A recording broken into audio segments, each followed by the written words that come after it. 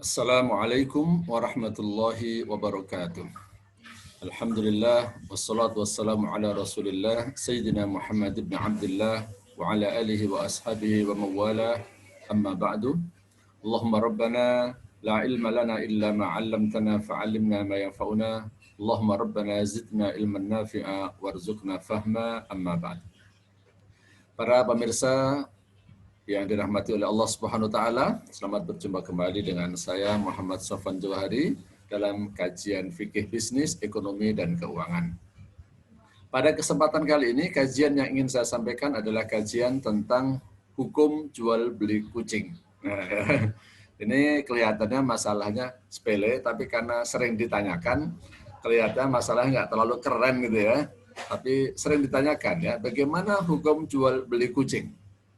Pertanyaan ini muncul karena memang ada hadis yang menyatakan bahwa Rasulullah Shallallahu Alaihi Wasallam melarang menjual beli kucing dan juga Rasulullah melarang kita makan kucing. Ya, ini hadisnya sebagiannya juga bergabung ya, masalah kucing bergabung dengan masalah anjing. Artinya larangan menjual belikan kucing dan larangan menjual belikan anjing. Itu ada hadisnya. Dan bahkan saya sudah pernah membuat videonya, nanti silakan saksikan ya, larangan tentang jual beli air.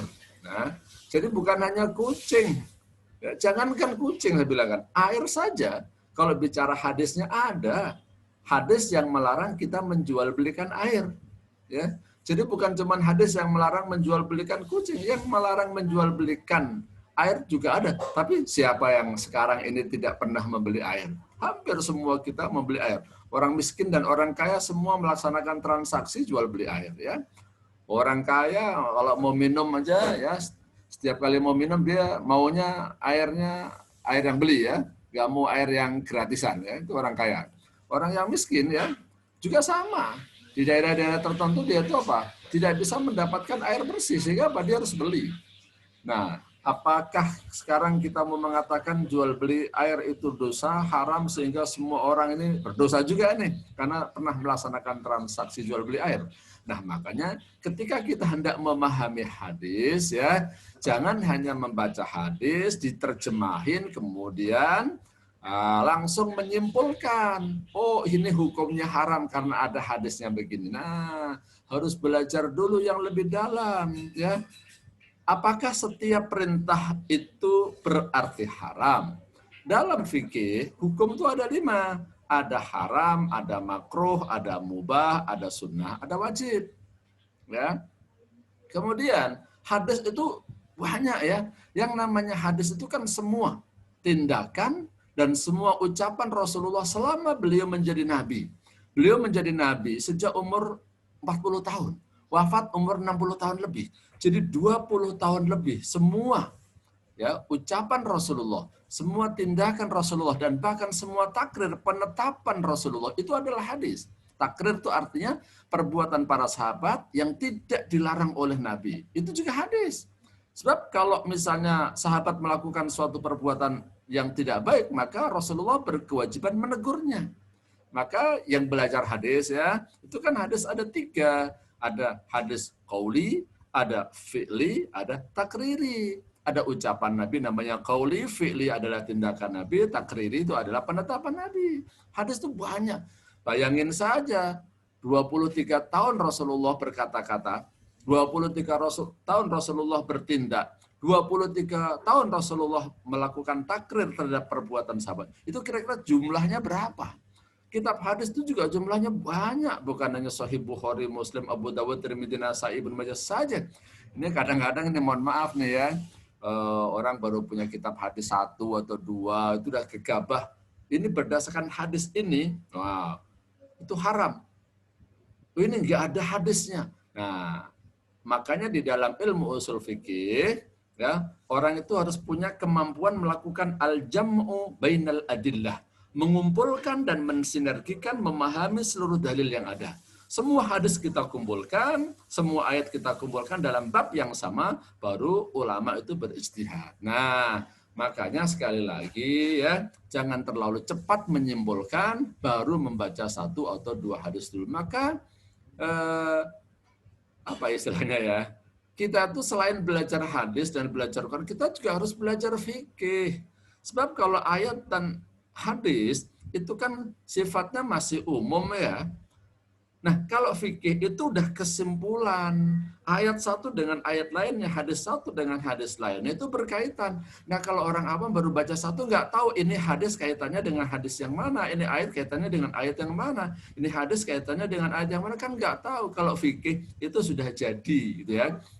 Ibaratnya kalau kita belajar fikih itu beli pakaian yang udah jadi ya tinggal make. Tapi kalau kita belajar Quran dan hadis ya ibaratnya, mohon maaf nih kalau saya dianggap membuat perumpamaan yang kurang sopan. Ibaratnya saja lah, orang yang belajar itu dia baru beli bahan.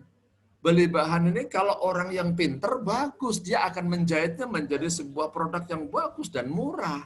Tapi kalau yang nggak bisa, orang nggak bisa jahit, nggak bisa bikin baju, beli bahan kain, ya nanti dipakainya malah jelek, berantakan kan. Nah makanya ilmu hadis, ilmu tafsir, ilmu fikih itu termasuk ilmu yang harus dipelajari. Nah, video saya ini adalah kajian fikih ya. Jadi sebenarnya lebih banyak mengajarkan di bidang fikih. Nah, terkait dengan masalah hadis yang melarang jual beli kucing. Hadisnya yang mana sih? Oke, saya akan tunjukkan beberapa hadis. Hadisnya bukan cuma satu, hadisnya banyak ya. Nih, saya akan tunjukkan beberapa hadis yang membicarakan tentang jual beli kucing. Ini hadis yang pertama yang diriwayatkan oleh Imam At-Tirmidzi ya. Nah, Rasulullah Shallallahu Alaihi Wasallam an thamanil kalbi was-sinnauri. Rasulullah melarang harga, maksudnya jual beli anjing dan kucing. Nah, ini kalau di dalam kitab Sunan Tirmidzi, ini ada komentarnya. Ada haditsun fi isnadihi ittirabun wa la yasihu fi thamanis sinnauri. Wa qad ruwiya hadzal hadits anil A'mash an ba'di ashabi an Jabir wa tarabu 'ala al-A'mash. Intinya apa? Hadis ini tuh hadis yang tidak sahih. Ya, menurut komentar di dalam kitab Sunan At-Tirmidzi. Tapi Imam Albani menyatakan sahih hadis ini ya. Ini hadis yang pertama yang diriwayatkan oleh Imam Tirmidzi. Hadis yang kedua, ya, ini yang saya kutip dari kitab Sunan Abu Dawud. Ya. Ternyata ya sama sih bunyinya ya. An Jabir ibn Abdullah anna Nabiy sallallahu alaihi wasallam naha an thamanil hirri. Qala Ibnu Abdul Malik an aklil hirri wa akli thamaniha. Rasulullah melarang jual beli kucing. Dan menurut Imam Ibnu Abdul Malik, bukan hanya melarang jual beli kucing, tapi juga melarang makan kucing dan makan keuntungan dari jual beli kucing. Ternyata menurut Imam Albani, hadis ini justru dhaif. Nah, oke. Kemudian yang ketiga, saya kutip dari Imam Ahmad. Ini ada juga hadis ya. Kan yang pertama tadi kan diriwayatkan oleh Imam Tirmidzi, yang kedua diriwayatkan oleh Imam Abu Dawud, yang ketiga diriwayatkan oleh Imam Ahmad dalam kitab Al-Musnad. An Jabirin radhiyallahu anhu an Nabiy sallallahu alaihi wasallam naha an thamanil hirri. Inilah beberapa hadis yang menjelaskan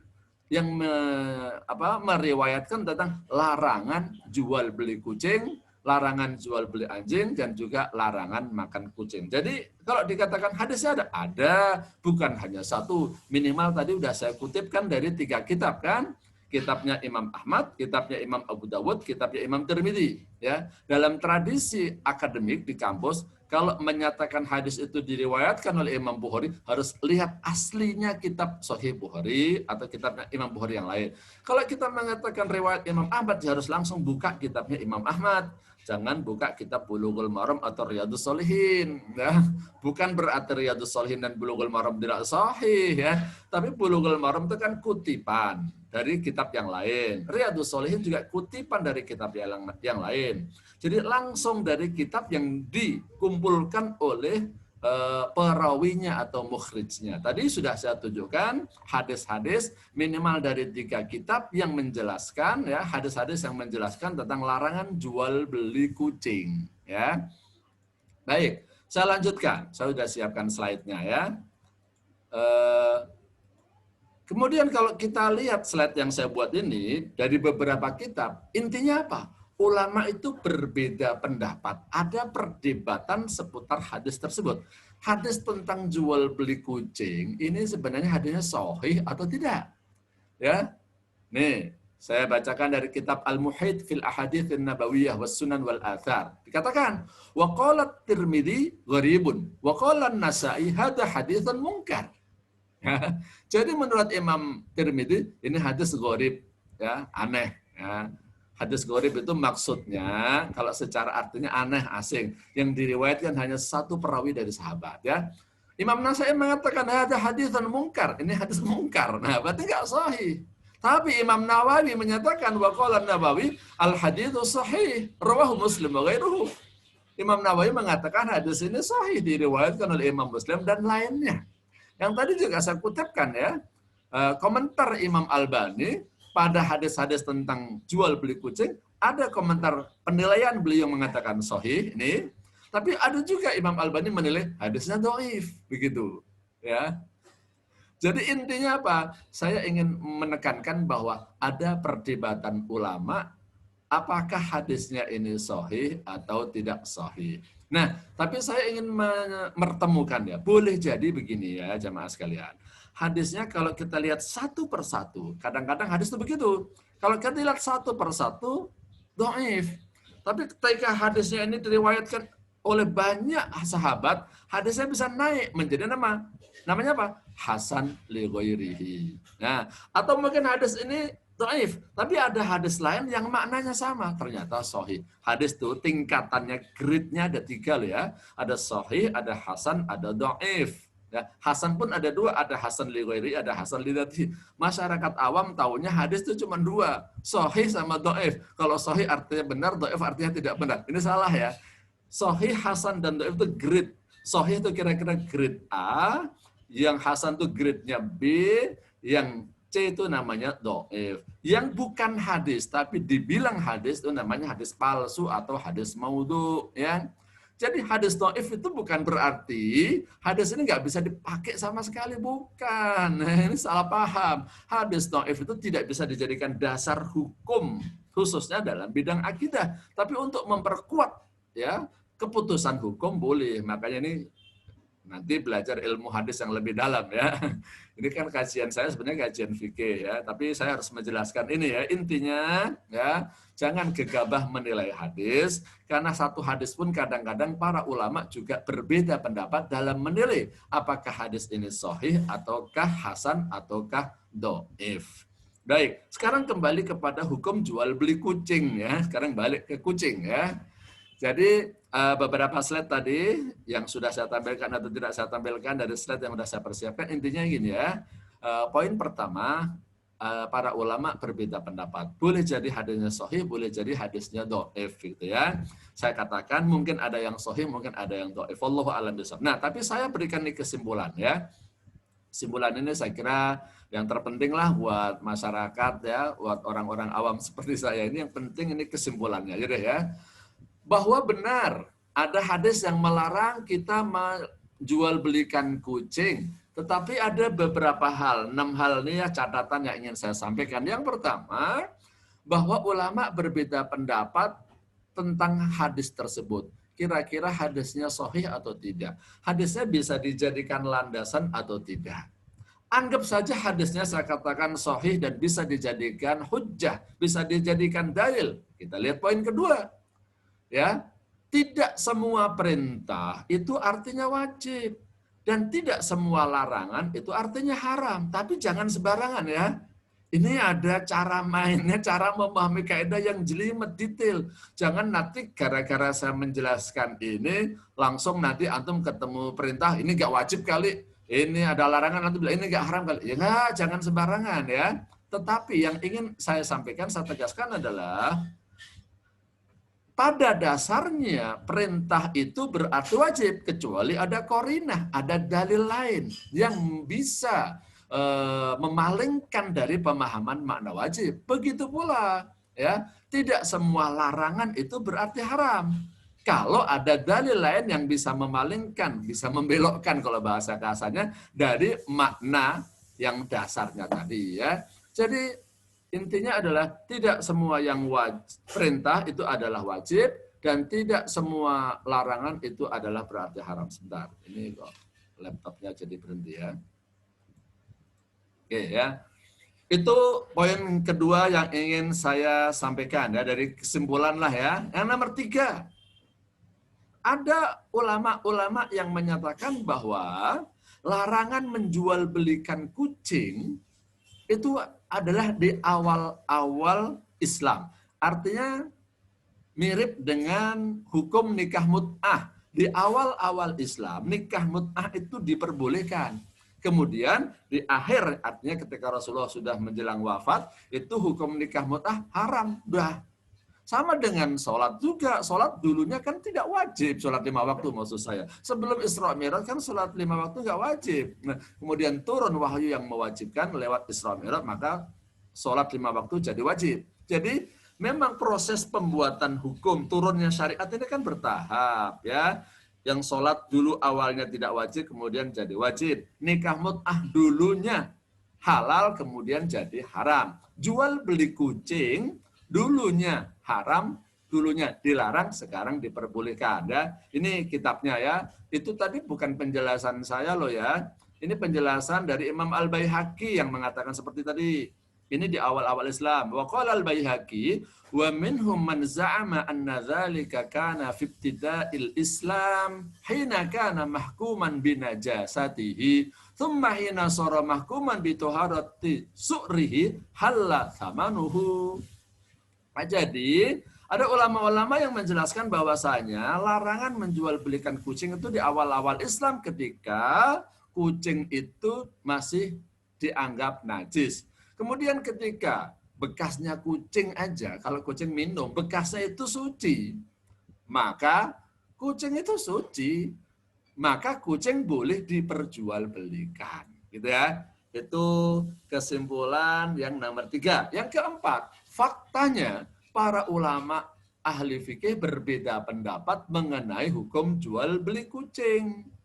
Ya, dan pendapat yang kuat, pendapat yang rojih, pendapat mayoritas jual beli kucing itu hukumnya bukan haram ya, tetapi makruh aja. Wong kucing kok dijual belikan sih ya. Kalau kambing dijual belikan boleh lah, nanti kambingnya dimakan, kucing kan nggak bisa dimakan, ngapain dijual beli? Kalau anda punya kasihin aja udah gratis ya. Nanti kalau mau kucing minta ke saya kasih dia kucing, di rumah saya ada kucing nih ya. Ini yang bertanya tentang hukum jual beli kucing ya. Nah, nomor 5 dan 6 inilah pendapatnya, kesimpulan yang terakhir ya, bahwa mayoritas ulama membolehkan hukum jual beli kucing. Termasuk siapa? Para sahabat dan ulama yang berpendapat demikian. Sahabat Ibnu Abbas ya, Imam Hasan Al-Basri ya. 4 madhab nih, Imam Malik, Imam Syafi'i, Imam Ahmad, dan para pengikut Imam Hanafi mengatakan jual beli kucing itu tidak haram ya. Tapi memang ada ulama-ulama yang menggunakan tekstual yang tersurat dari hadis tadi menyatakan jual beli kucing haram. Ini pendapat Abu Hurairah, sahabat Jabir, dan Imam Tawus. Tapi sekali lagi pendapat mayoritas menyatakan ya tidak haram. Kalau toh ini larangan, ya paling tinggi larangannya makruh. Seperti jual beli air. Layaknya air itu dibagi-bagi. Kalau ada orang yang butuh, kasih lah ya. Jangan suruh beli. Jangan sampai ada orang kehausan nggak bisa minum karena nggak punya duit ya. Jangan sampai ada orang itu nanti bisnisnya sibuk dengan kucing melulu. Kan kucing nggak bisa dimakan masalahnya ya. Harapannya seperti itu. Jadi intinya adalah ya, para ulama berbeda pendapat, tapi pendapat yang kuat, jual beli kucing itu tidaklah haram ya. Larangan tadi tidak sampai haram, paling tinggi adalah pada derajat makruh.